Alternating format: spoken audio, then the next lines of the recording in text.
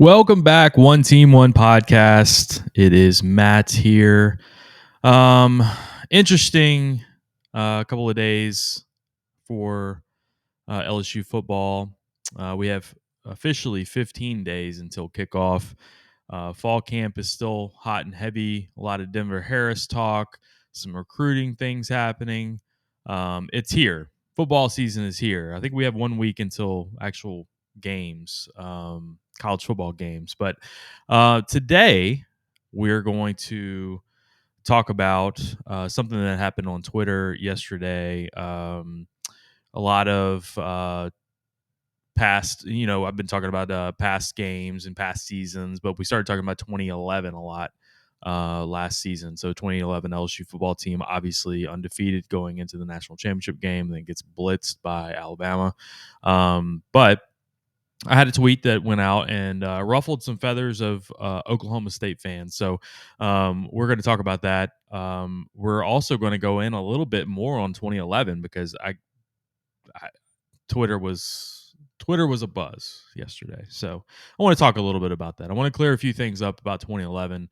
I think a lot of people have they just remember the January 8th game against Alabama. And I don't think they remember the rest of the season and what happened and exactly how things took place and how good we really were. So we're going to talk about that as well. But first, I got to give a big shout out to my guy, Patrick Michelson, over at Bank of England Mortgage. Patrick Michelson, you can call him directly at 225-939-9878, or you can go to boesouthernstates.com, fill out a refi application, mortgage application, whatever you wanted to fill out. And then he would call you directly and y'all can kind of hammer out the best products for you. He's a mortgage wizard, so give him a call. Also, Lucas Ragusa at River Cities Total Maintenance. We just had a little, it felt fallish, didn't it? Felt fallish a couple days ago. So, I shouldn't say that. It was just a little less humid. It was like 92 instead of 100. But give him a call. ACs are acting up. Refrigeration needs, also electrical needs. He can help you all. North Shore, New Orleans area, 504-841-3300. That's NOLA-AC.com. Also, my guys at Bocock Brothers Cigars.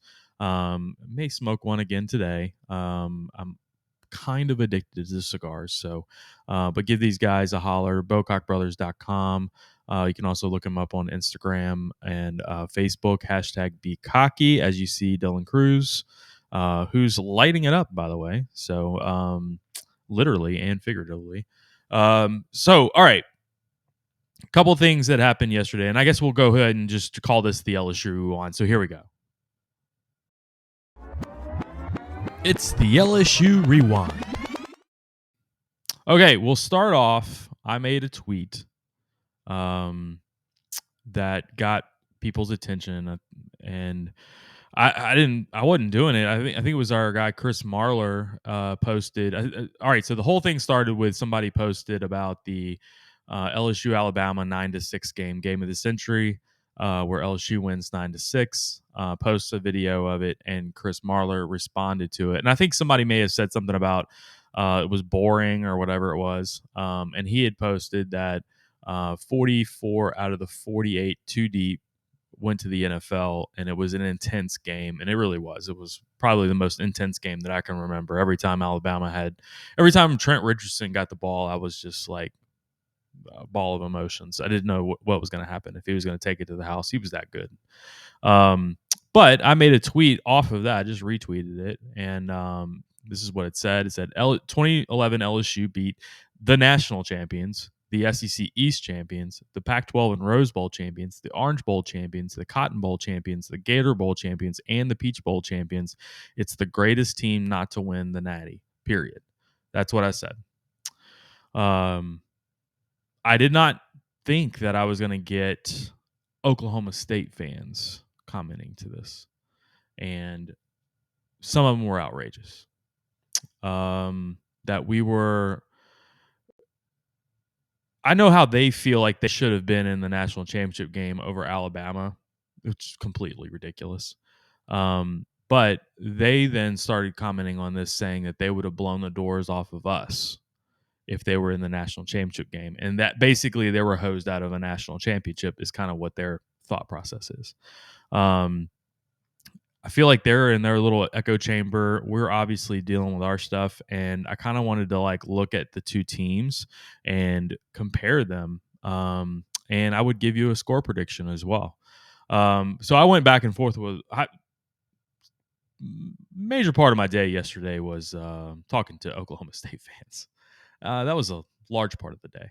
Also, just a little FYI, in inside baseball, I pulled, maybe tore my groin, um, and this a couple of days ago, and so I'm like limping around, icing, all that stuff, and I will never ever make fun of another athlete pulling a groin anymore.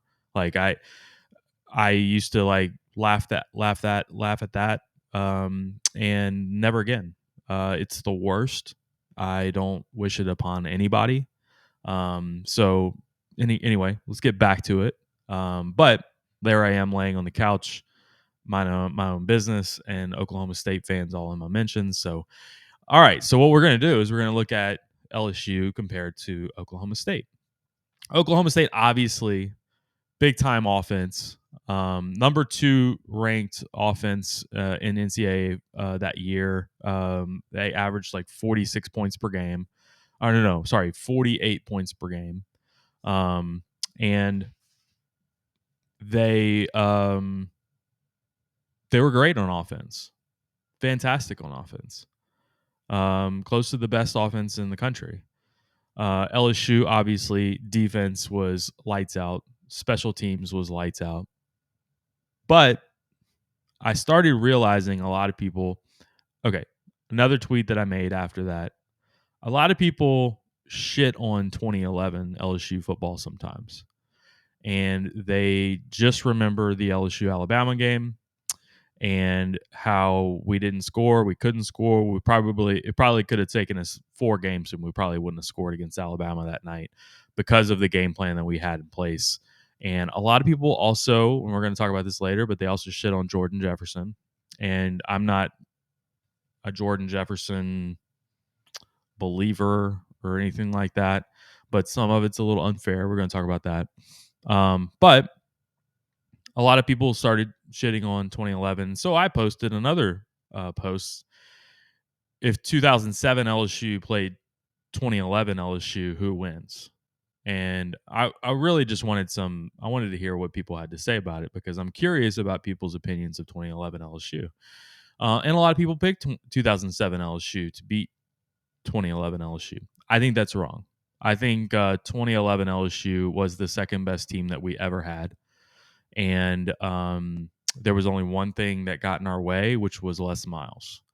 Our defense and special teams were the best I'd ever seen. And we, even with a poor offensive game plan, we beat the hell out of teams. So let's look at our schedule, shall we? We'll do that first. Started off with the Oregon game in Dallas, obviously, and it actually wasn't as close as this score indicates. 40-27. Oregon scored a garbage touchdown in the last minute of the game, so it was really like 40-20. We were up by 20. We were comfortably ahead in that game, and Oregon scores a late score, so 13-point win. Meanwhile, let me little also nugget. Oregon was the number 3 offense in the country that year, one behind Oklahoma State. They averaged 45 or 46 points per game. 46 points per game. Oklahoma State averaged 48. So, FYI, they scored 27 against us with a garbage touchdown. Obviously, you get to Mississippi State. The West Virginia game, which we actually did an LSU Rewind about that a couple of weeks ago. West Virginia had the number 13 ranked offense that year, and scored 21 points against us. We win going away, bludgeon them to death in the third and fourth quarters. All right, so then you get to Florida. That was a whitewash. That was the Brad Wing game. You get to Auburn, crushed Auburn. Alabama, obviously the game of the century, which we're going to talk about too in just a second. So 9-6. If you see the scores on the opponent's scores, so 27 by Oregon is the most that any team scored on us the entire season. And really could have been 20 because they had that last touchdown, and it really just would have been 21 points would have been the most anybody scored. A lot of single digit games. Arkansas, let's go down to that one. We won 41-17. That was the Tyrann Mathieu interception game. Arkansas, number 15th offense in the country. Georgia, a lot of people talked a lot of shit about this Georgia game, okay? That we didn't have a first down in the first half, blah, blah, blah, blah, blah. Even with all that, we win 42-10. Obviously, the Alabama game, we won't talk about that. So, looking at that schedule and looking at the scores, a lot of people trashed our offense. They thought they were like, everybody says our offense was trash. We couldn't score. Couldn't score against Alabama. Blah blah blah blah blah. We were the number 17th ranked offense in the country as far as points per game. So let me preface that it wasn't all the offense, and I'm not an idiot. I understand how they scored. My point is, I don't give a fuck how they scored. Don't care. They averaged 35 points per game. I don't care how they scored. It doesn't matter how they scored. Obviously, I would love for our offense to be more dynamic and a little bit more open. I'm not an idiot. Running up the middle over and over and over isn't my style of offense. But I will tell you, against Oregon and against West Virginia, the teams that were offense heavy, a little lighter on defense, we wore the hell out of them in the fourth quarter. They didn't want any part of us. They didn't want to tackle us. We rolled them over. And I will say, a lot of people shit on Jordan Jefferson, especially the SEC championship game. First half, no first downs. We're down by 10 to Georgia. Go back and watch the second half of the LSU Georgia game in 2011. Just go back and watch it. We rolled over Georgia. They also wanted no part of tackling us. It was Spencer Ware up the middle, bro. Let me tell you. So a lot of people don't remember these things, it seems like, when they talk about 2011. They like to shit on Jordan Jefferson. And again, we're going to talk about that in a second. But they shit on our offense. And it's a lot to do with the Alabama games because we didn't score a touchdown against Alabama in 2011 in the regular season game, and in the championship game. But it's like that's the microcosm that everybody wants to look at. They don't want to look at the rest of the season and how we just like completely rolled over people. I mean, you beat Florida, Auburn, Arkansas, and Georgia. You scored over 40 points against all four of those teams, and probably I think you won by at least 3 touchdowns on all of those teams. I mean, we're talking about Florida, Auburn, Arkansas, Georgia.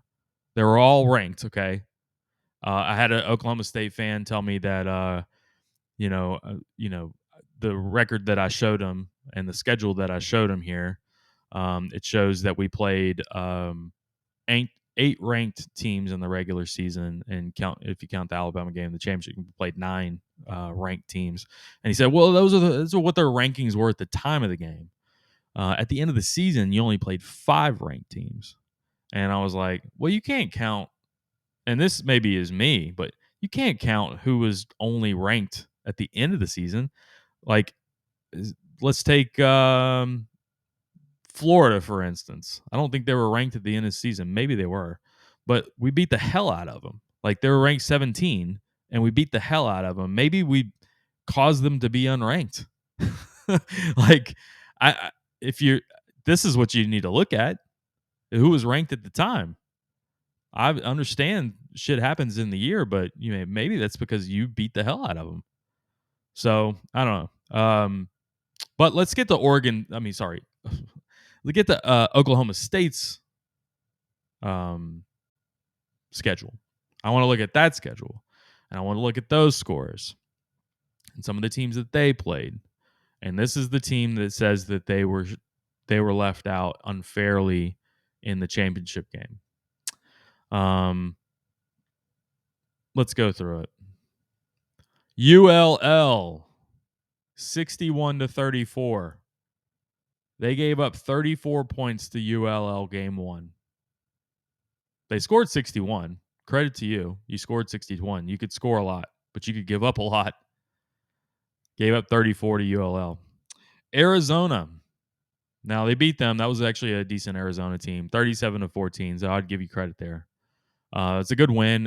You held them down too, so I give you credit. Tulsa. It's actually not a bad Tulsa team either. 59-33. So you give up 33 points to Tulsa. So I had actually tweeted that. ULL and Tulsa combined to score 71 points. Remember the LSU schedule? Let's go back to the LSU schedule real quick. We didn't give up that many points. 27 was the most, which told you that could have been 20. So, all right. So we're already at Tulsa. A&M. I believe that A&M team. So here's another one. They're ranked 8th going into the game. Big game. A&M ends the season unranked. But 30-29, closest game they had all year that they won, I should say, because they lost a game. Kansas, not a good Kansas team. Very bad Kansas team. 70-28, give up 28 points even to a bad team. Texas, 38-26. Missouri, 45-24. Let's go down. Blah blah blah blah blah. That's actually a good Baylor team that they beat. They beat them pretty good, 59-24. Kansas State gave up 45 points to Kansas State. Iowa State. This is the game. And I don't know if you guys remember, but there was a plane crash that week. The Oklahoma State, I think it was men's basketball, and it was a big deal in the community. They had to go play at Iowa State, and I believe that was on a Friday night, and lose in Ames to, I think that was a 6-7 Iowa State team that lost 31-37. Then they go to the Big 12. I believe that was a Big 12 championship game. No, that was just Bedlam. They just had Bedlam. They didn't have a championship game apparently. So Bedlam, 44-10, they beat Oklahoma. So then they get left out of the national championship game, and I believe that was the Fiesta Bowl. They end up playing Stanford, and that was an Andrew Luck Stanford team. They beat them by a field goal, 41-38. So I did say this to an Oklahoma State fan yesterday. There was nobody more upset about losing to that Iowa State beat Oklahoma State than LSU fans. We needed Oklahoma State to go undefeated because we knew that Alabama was going to get back in the game. And Iowa State caused LSU in 2011 a national championship. No doubt. If you look at some of these scores, man, they're just giving up way too many points. And I know they score a lot and they score a ton, but so did Oregon. Let's go back to us. So did Oregon. Oregon scored a lot, and we saw that game. LSU could put the clamps on anybody. I don't care who it was. West Virginia. West Virginia had a little run early in that second half. But at the end of the day, with Geno Smith, an NFL quarterback, and Tavon Austin, they could only score 21 points against LSU. We were too good. Secondary was amazing. Probably the best secondary. I mean, might be the best secondary ever with Tyrann Mathieu and Morris Claiborne, Thorold Simon, Eric Reed. I mean, that was loaded. So, given that and looking at these two resumes, I would have to tell you that LSU would probably win this game 45-24. And I'm going to post that. 45-24 is what this game would end up being. Be a blowout. We would bludgeon them to death, especially in the third and fourth quarters. They can score some points, so I'm not going to tell you that they're not going to score. They had Brandon Whedon, Justin Blackman, Had a really good running back too. I forgot his name off the top of my head. I saw it yesterday and I remembered it, but I think he had like 1,200 yards rushing. So that, I mean, a potent uh, offense. I can tell you this: you weren't running the ball against us. You were not. Not with Michael Brockers up front. You weren't going to run the ball against us, bro. No way. Brandon Whedon might have a concussion by the end of the game. Justin Blackman was a fantastic college wide receiver. Fantastic. I think he won the Biletnikoff. But no, sorry. You're not gonna score more than 25 points against LSU. You're just not. Oregon was lucky to score 27. Lucky. So that, like I said, that was majority of my day yesterday. But then it morphed into the 2011, 2007 talk. T-Bob, Jacob Hester, and Matt Flynn ended up commenting. So if you want to go find that thread on Twitter, you can go look on my Twitter. They've commented on a lot of these, going back and forth on each other, talking a little bit of shit. And sounds like T-Bob and Jacob have probably talked about this on their show before, but I think they were kind of in consensus that 2011 was the better team. 2007, we had 2 losses, obviously, in overtime. Some say we were lucky to get into the national championship game, which of all the things that happened, we'll recap that one day. Of all the things that happened for us to get into the game with all the losses that happened was incredible. So I understand that. The 2011 team had a different style. 2007 had Gary Croton at offensive coordinator. We were a little bit more wide open, threw the ball a little bit more. So, the things that happened between 2007 to 2011 is a soap opera with Ryan Paralleau being gone. Jarrett Lee's first year at quarterback, where he set a record for the most pick sixes, and he was a freshman coming in. He was just kind of like shell shocked. Took him a few years to get his groove back. Took Shady's incident with Jordan Jefferson to get back on the field. Jarrett Lee takes over in 2011, the beginning of the season. Oregon game. I mean, he's a serviceable quarterback, not making mistakes, not throwing interceptions.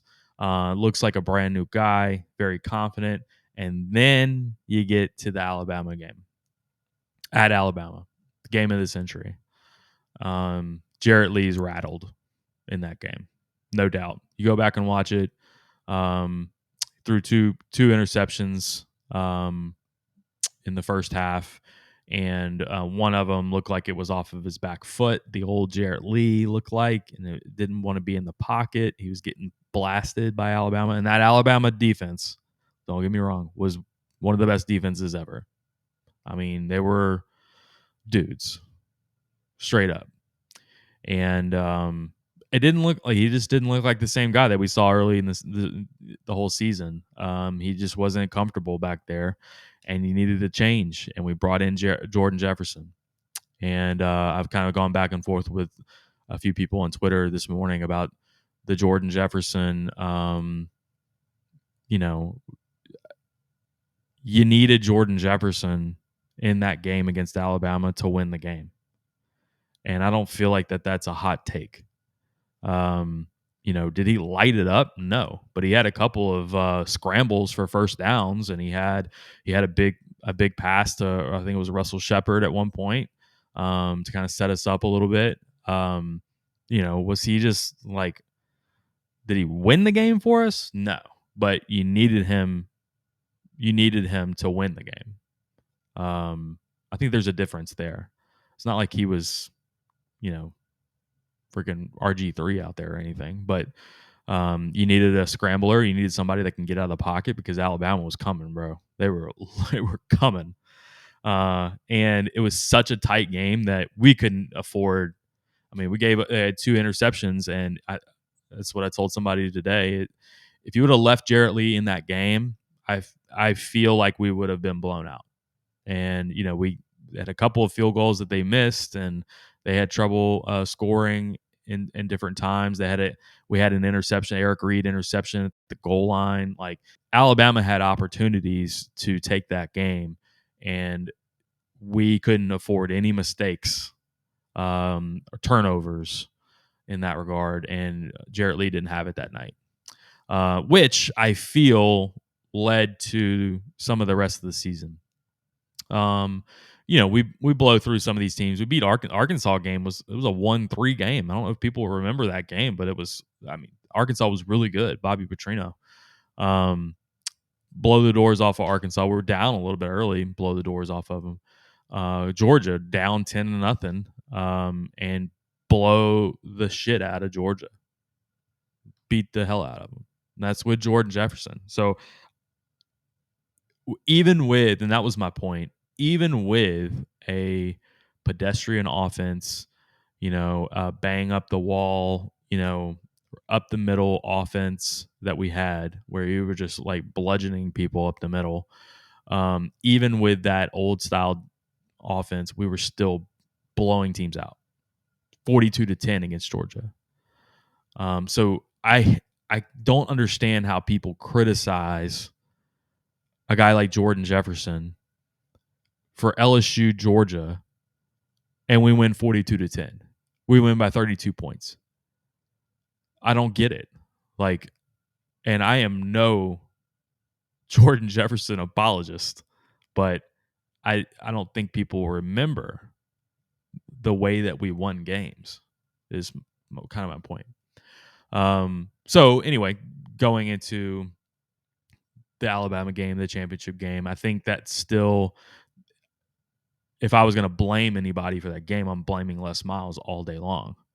His game plan was ridiculous, and he was using that first Alabama game as his metric and saying Jarrett Lee threw 2 interceptions and he looked rattled. And I was able to run the ball a little bit better with Jordan Jefferson and a mobile quarterback, and I ran the speed option a few times on the short side of the field, blah, blah, blah, blah, blah. That played the role in what he was trying to do in the second game against Alabama, and Nick Saban was not fooled, obviously. It was a masterclass of this is how much better of a coach that I am than you, and shame on me for ever losing a game to you in the first place. That's what it felt like.